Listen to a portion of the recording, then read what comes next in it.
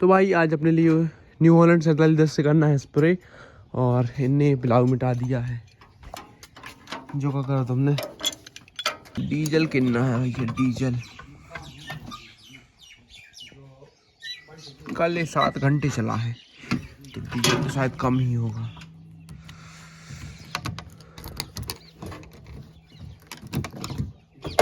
Diesel तो बहुत कम है, डालना पड़ेगा।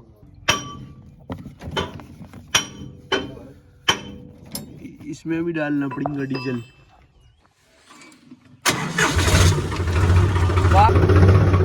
तो डीजल अपने लिए लेने के लिए जाना पड़ेगा, तो लेंगे थोड़ी देर से। या तो भैया को भेजा देंगे या तो मैं जाऊंगा। तो इसको खोलते हैं और इसमें स्प्रे टैंक फंसाते हैं। और वैसे काम तो बहुत सारे हैं। अपना जो न्यू हॉलैंड 3600-2 है, उसमें से आज अपने लिए रीपर को खोलना पड़ेगा। क्यों खोलना पड़ेगा? क्योंकि अपने लिए उसको चलाना है थ्रेसर पे। तो रीपर को खोल के अलग करेंगे, तभी अपने लिए ये ट्रैक्टर मिल पाएगा। अदरवाइज ये ट्रैक्टर इस थ्रेसर में जुड़ा है, यानी कि ये ट्रैक्टर इस थ्रेसर को चलाने के लिए जाएगा। तो अपने लिए एक ट्रैक्टर फ्री करना पड़ेगा, तब जाके अपन स्प्रे कर पाएंगे। जैसे अपन कल स्प्रे नहीं कर पाए थे, ऐसे ही आज भी नहीं कर पाएंगे। स्प्रे करने के बाद अपन थ्रेसिंग वगैरह कर सकते हैं इस ट्रैक्टर से। तो स्प्रे टैंक रखा है, चलो इसको फंसाते हैं। तो थ्रेसर खोल दिया है, अब अपन इसमें स्प्रे मशीन फंसाते हैं। और फिर वो रखा है स्प्रे टैंक, उसको भी फंसा लेंगे।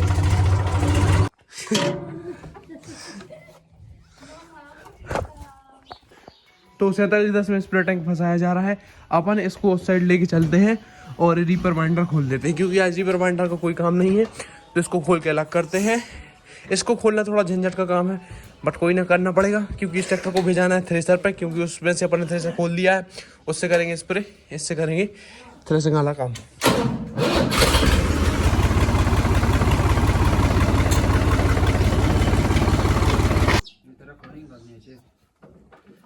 अच्छा नहीं रहो,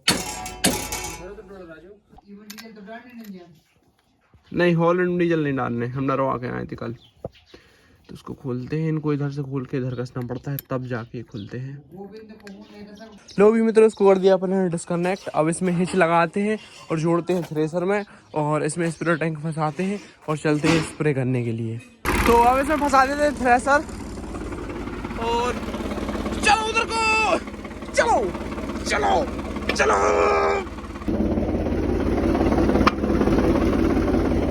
तो चलो इसमें डाल लेते हैं डीजल। और इस ट्रैक्टर की एवरेज के बारे में बात की जाए तो कल मैंने मोटा मोटी इसका अंदाज लगाया है। कल इसमें 3 आंगोर डीजल था, तो अपन ने इसका डीजल नापा।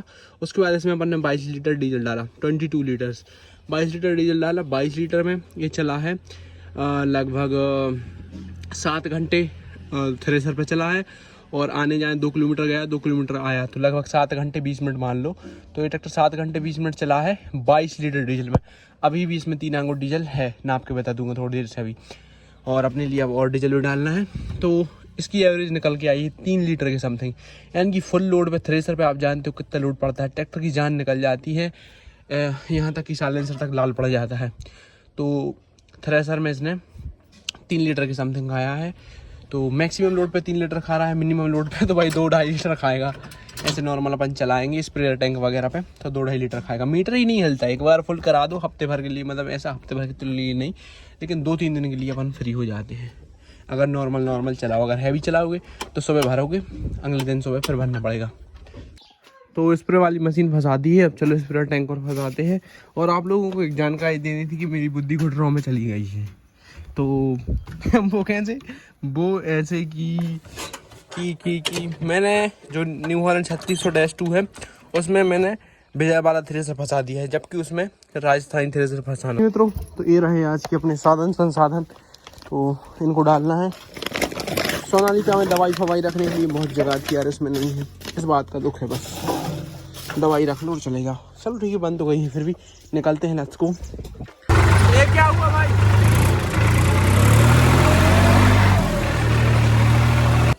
तो भाई अपन डाल रहे हैं 1 2 3 4 और अपन दो दवाई मिक्स कर रहे हैं। अगर अपन इनके 4 और 2 6 पैकेट डाल देते तो 800 लीटर पानी के लिए हो जाता। इसमें 40 ग्राम है। इसके अंदर है फिप्रोनिल प्लस एमिडाक्लोरोपिड। और ये दूसरी चीज़ है, ये आधी टंकी के लिए ये है और आधी टंकी के लिए ये है, तो दोनों को मिक्स कर देंगे तो पूरी एक टंकी का डोज बन जाएगा। इसके अंदर प्रोफेनोफॉस 40% विद साइफरमेथ्रिन 4% EC। ठीक है, तो चलो दोनों दवाई को मिक्स करके डालते हैं। दोनों बढ़िया कंपनी की हैं, ये देखो। चलो let's do it।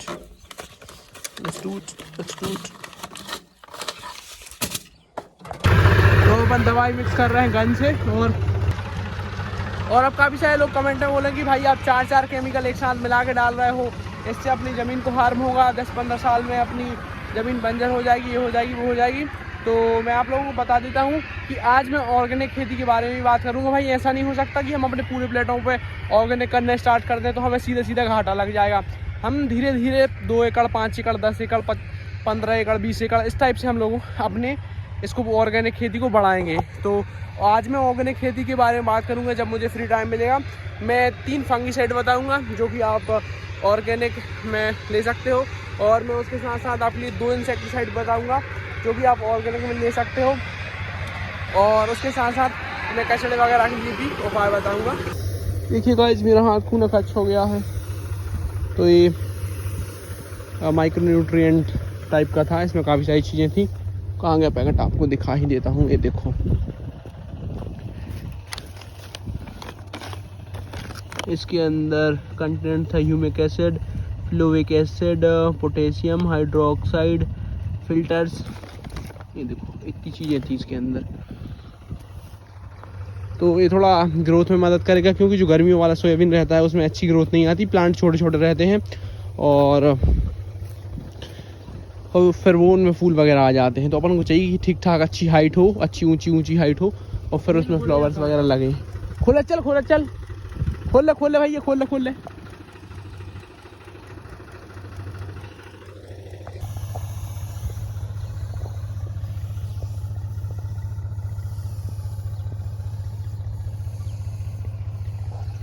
तो जो थ्रिप्स है वो पानी से भी बहुत हद तक कंट्रोल हो जाती है। लगभग 50% थ्रिप्स कंट्रोल हो जाती है इरिगेशन से। उसके बाद कीटनाशक से आपको कंट्रोल करना हो तो उससे भी आप कंट्रोल कर सकते हो। अगर आप इन पत्तों को ध्यान से देखेंगे तो आपको ज्ञात होगा कि ये पत्ते स्वस्थ नहीं हैं। देखो, इनका पूरा का पूरा रस चूस लिया गया है इनके द्वारा, थ्रिप्स के द्वारा। ये देखो, तो इसी के लिए अपन स्प्रे कर रहे हैं। भाई ये सोयाबीन मुझे कुछ उस सोयाबीन से थोड़ा हेल्दी दिख रहा है।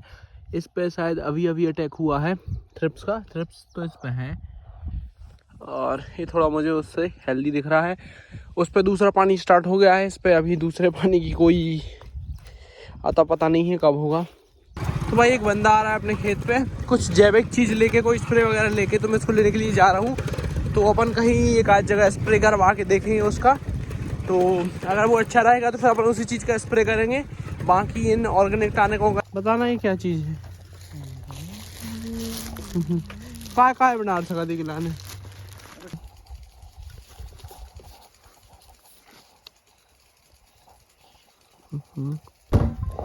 साढ़े 700 की है, आधी कहाँ भाई। हाँ। तो जो ये ऑर्गेनिक दवाई लेके आए थे वो अपन चने पर डलवा रहे हैं। और भाई मुझे तो उसमें दवाई पानी से लगा, जैसे पानी भरा हो।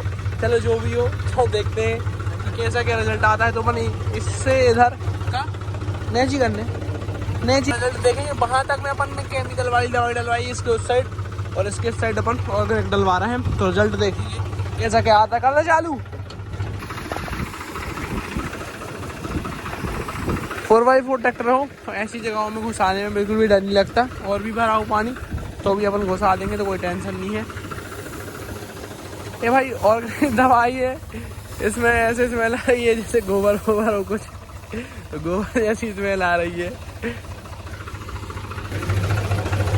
और आज मैं शाम तक ब्लॉग में ऑर्गेनिक 3 फंगीसाइड बताऊंगा और 2 इंसेक्टिसाइड बताऊंगा। तो स्प्रे टैंक खोल के अब जा रहे हैं अपन घर पे थ्रेसर फंसाने के लिए।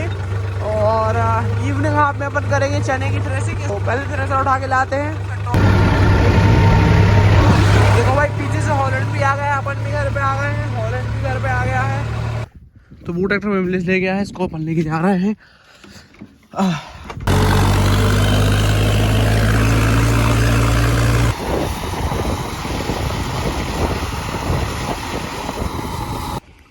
तो अभी मुझे कुछ फ्री टाइम मिला तो मैंने सोचा कि आप लोगों से बात कर लेता हूं। तो मुझे आप लोगों से ऑर्गेनिक फंगीसाइड, इंसेक्टिसाइड और कचड़े वगैरह के लिए क्या करना चाहिए, ऑर्गेनिक खेती कैसे होती है, उन सब चीज़ों के बारे में बात करना है। तो ऑर्गेनिक फंगीसाइड के लिए एक होता है टीआरपी यानी कि ट्राइकोडर्मा, राइजोबियम और सूडोमोनास। ये 3 चीज़ें होती हैं जो कि आप फंगीसाइड के तौर पे यूज़ कर सकते हो। इनके लिए आपको बीज के साथ मिक्स करना पड़ता है। एक एक प्रकार की फंगस होती है, छोटे छोटे जीवाणु होते हैं जो कि आपको अपने बीज के ऊपर चिपकाने पड़ते हैं। या तो आप गुड़ के साथ चिपका सकते हो या फिर कोई भी आप मेथड यूज़ कर सकते हो कि जिससे वो बीज के ऊपर चिपक जाए। तो उनको बीज के ऊपर चिपका के उसके बाद उसकी बोनी की जाती है। तो जब आप बोनी करते हो तो वो फंगस रहती है वो नीचे फैल जाती है और वो अच्छी फंगस होती है। जो 3 फंगस के मैंने नाम बताए ये अच्छी फंगस होती है और ज़मीन में फैल जाती है। और जो भी ख़राब फंगस होती है, बेकार फंगस होती है आपके खेत में, उनको खा के ख़त्म कर देती है और उनको मार डालती है उनसे लड़ाई भड़ाई करके, ठीक है। और ये दिन ब दिन फैलती है। अगर आपने कोई भी फंगीसाइड जो केमिकल वाली फंगीसाइड रहती है उनको आप लोगे, आप बीज के ऊपर लगाओगे, आपने बीज बो दिया, उसके वो 10 या 15 दिन तक ही काम करती है। ज़्यादा ही ज़्यादा 9 या 10 दिन तक ही काम करती है। 15 दिन तो मैंने ज़्यादा बोल दिया। जो आप ने बीज में मिलाई उसको डाल दिया, 8 से 10 या फिर 9 या 10 दिन वो काम करेगी। उसके बाद वो पानी में धुल जाएगी या फिर बीज के साथ ऊपर निकल आएगी। तो वो फिर 10-15 दिन के बाद काम नहीं करती है, उसमें किसी भी फंगस का अटैक हो सकता है, ठीक है। लेकिन जो ये ऑर्गेनिक फंगीसाइड होती है ये दिन ब दिन बढ़ती जाती है, दिन ब दिन फैलती जाती है। आपने कोई भी राइजोबियम बैक्टीरिया है उसको अपने सीड के साथ लगा दिया और अच्छे से उसकी देखभाल की तो वो दिन ब दिन बढ़ेगा, दिन दुगना रात चौगुना बढ़ेगा और कोई भी फंगस आपकी फसल में नहीं लगने देगा। तो ये हो गई फंगीसाइड के बारे में बात की। अब अपने लिए फंगीसाइड की ज़रूरत है नहीं और ये 3 चीज़ें आपको मिल जाएंगी। पहले बहुत अच्छे से मिल जाती थी, सरकारी केंद्रों पे मिलती थी, लेकिन अब ये मिलनी बंद हो गई है। पर अगर आप मेहनत करो, कोशिश करो तो ज़रूर मिल जाती है। अगर आप थोड़ी सी मेहनत कर लो तो सब हो जाता है। अब अपन बात करते हैं इंसेक्टिसाइड की कि भाई कुछ इंसेक्टिसाइड भी बताओ। तो इंसेक्टिसाइड में अपने लिए इंसेक्टिसाइड बनानी पड़ेगी। जैसे सकिंग पेस्ट है, सफ़ेद मक्खी वगैरह है, तो इनके लिए अपने लिए इंसेक्टिसाइड बनानी पड़ेगी। उसके लिए अपने लिए क्या करना पड़ेगा कि जो है नीम तेल है उसका उपयोग करना पड़ेगा। अगर आप इसको घर पे बनाना चाहते हो तो आप घर पे भी बना सकते हो। नीम के पत्ते और नीम के जो फल होते हैं उनको लेना है और जो धतूरा होता है उसके पत्ते और उसका जो फल होता है उसको लेना है। उनको आप पानी में डाल के उबाल सकते हो या फिर ग्राइंड करके उसको उबाल सकते हो। उसके बाद उसको पानी से हटा के, जैसे आपने 10 लीटर बनाया तो 10 लीटर को आप 500 लीटर पानी के अंदर मिलाओ और उसका स्प्रे कर दो। तो कुछ इस टाइप से आप इंसेक्टिसाइड बना सकते हो। और इसमें बहुत सारी चीज़ें रहती हैं, आप और भी काफ़ी सारे चीज़ों के प्लांट रहते हैं जो कि आप यूज़ कर सकते हो ऐसा इंसेक्टिसाइड। जैसे एक तम्बाकू रहता है जो जर्दा रहता है, आप उसको भी बिल्कुल बारीक पाउडर बना के पानी के अंदर मिक्स करके और आप उसका यूज़ कर सकते हो। तो ये अपनी इंसेक्टिसाइड हो गई। अब हर्बिसाइड के लिए क्या है, निदाई गुड़ाई करवा दो, खेत की निदाई गुड़ाई करवा दो, कुल्फे चलवा दो, हर्बिसाइड हो गई। और अब अगर खाद की बात की जाए, नाइट्रोजन, पोटास, सल्फर की बात की जाए तो आप उसमें गोबर का देसी खाद डाल सकते हो। और काफ़ी सारे लोग ये सोचते हैं कि जो खाद गोबर से बनती है सिर्फ वही देसी खाद होती है। नहीं मेरे भाई, किसी भी चीज़ को आप अगर सड़ा देते हो, उसमें डिकम्पोज करा देते हो तो वो अपनी खाद है। और मेरे हिसाब से भाई सबके पास जानवर नहीं होते, सबके पास भैंसें नहीं होती कि उनको इतना सारा गोबर मिले और वो उसका इतना सारा खाद बना पाए। तो उसके लिए मतलब मैं तो सिर्फ एक सिंपल सी चीज़ मानता हूँ कि धरती आपसे एक चीज़ मांगती है कि जो पौधा आपने ग्रो किया, जैसे अपन ने गेहूं का प्लांट ग्रो किया या सोयाबीन का प्लांट ग्रो किया, तो वो ये बोलती है कि तुमने बीज डाला था ज़मीन में, तुम बीज निकाल लो, बाकी का पौधा मुझे वापस दे दो।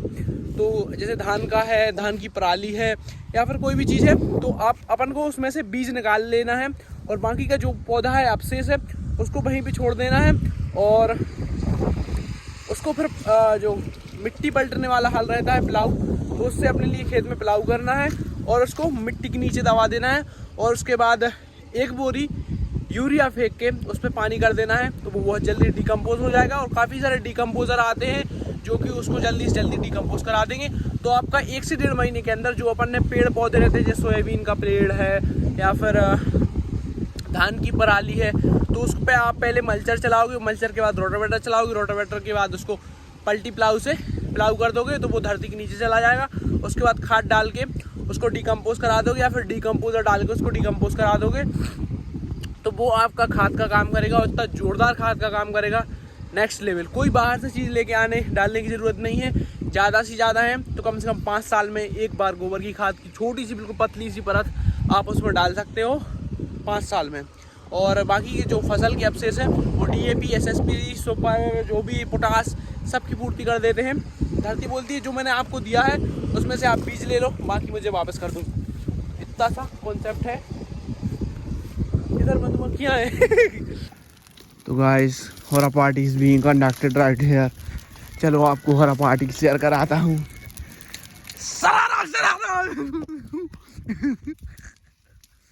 आँखों में धुआं मार का दे। फोन पकड़, फोन पकड़, फोन पकड़। ये खाए कोल ठारी कर रही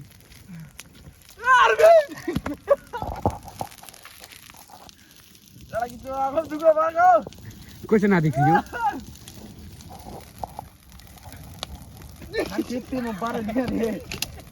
So guys, होरा party is being conducted right here. सुनो धुआं की अच्छी And our associate manager is Arvind. ये लाल टोपा Lal Topa also available right here.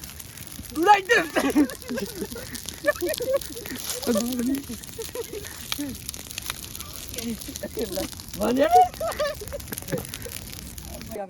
ना हमने ना खाया कभी हो रहा। ए का खा रहा हेलो गाइस, गाड़ी तुम ले आए तो रात के बहुत बज गए हैं। रोटी ने खा जू अब रोटी ने खा जो ना फूल लिया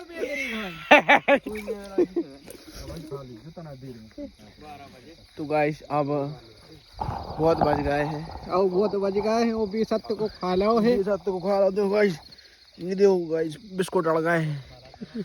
अब नहीं खा रहा हूँ गाइस, अब घर चलते गाइस, घर जाके गाँक रहा खाने गाइस। Let's go guys.